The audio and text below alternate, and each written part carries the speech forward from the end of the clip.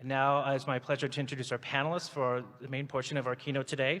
And they'll be discussing the Giftedness Knows No Boundaries campaign and the impact that gifted education has on all students. And our last panelist will be joining us online.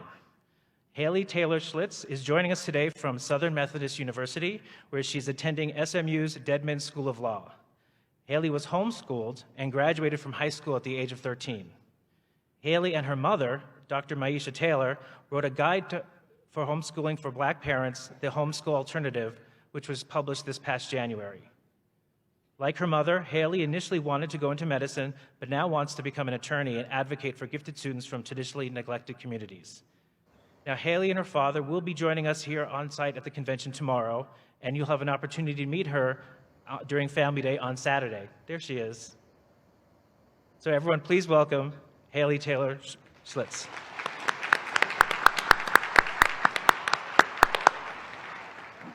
Hi, Haley, we see you. He will become an educator and an administrator as his dad was. So that's how I found it. That's in the family. Oh my gosh, that's exciting. Haley, it's exciting to see you here and have you here the way you are at a time of being 16 years old when other individuals are thinking about getting a car and a driver's license and prom. You are in your freshman year at SMU. And tell us, how did you get there? And tell us about your journey to the point you are at today. Yeah, you guys can hear me? Yes. Okay, awesome. So it started off, I was born in California, Los Angeles, and I stayed there. My family moved about 10 years ago, so when I was about 8. And we moved here to Texas, and I was in the 2nd grade, and I started my 2nd grade year. That was the year that we moved to Texas. And elementary school was good. It was as any elementary school student would describe it. It was fun, you know, I was engaged, my grades were good. And then I went to middle school, which here in Texas you have 1st through 4th grade is elementary, and then 5th and 6th is intermediate. And so I transferred from my elementary school to my intermediate school from 4th to 5th grade. And when I got to 5th grade, my grades weren't as well anymore. I didn't really enjoy the classes. I wasn't appreciating the teachers. I didn't really care about my education anymore. I cared more about my friends and what we were going to do and hanging out at lunch and recess. And I didn't have the passion that I did that you see in many elementary school students that it wasn't there anymore in me in intermediate school.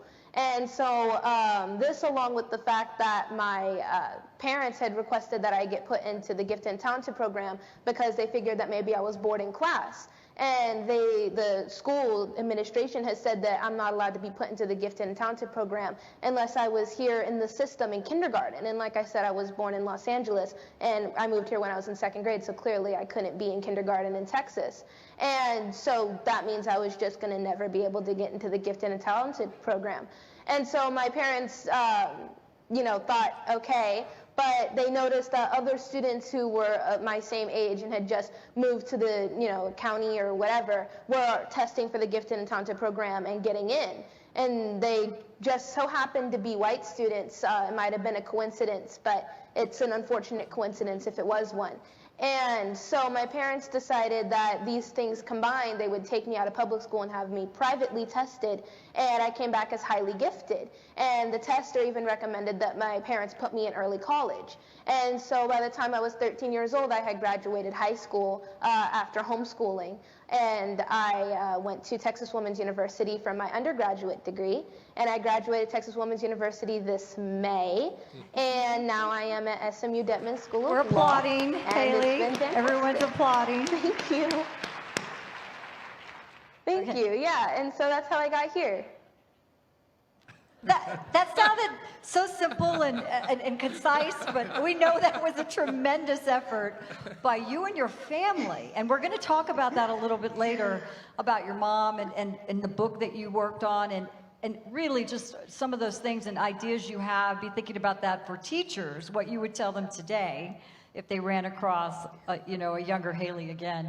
But I'm going to take this, Dr. Plucker, to you as As you know, the perception of gifted, talented education is mirrored in mythology.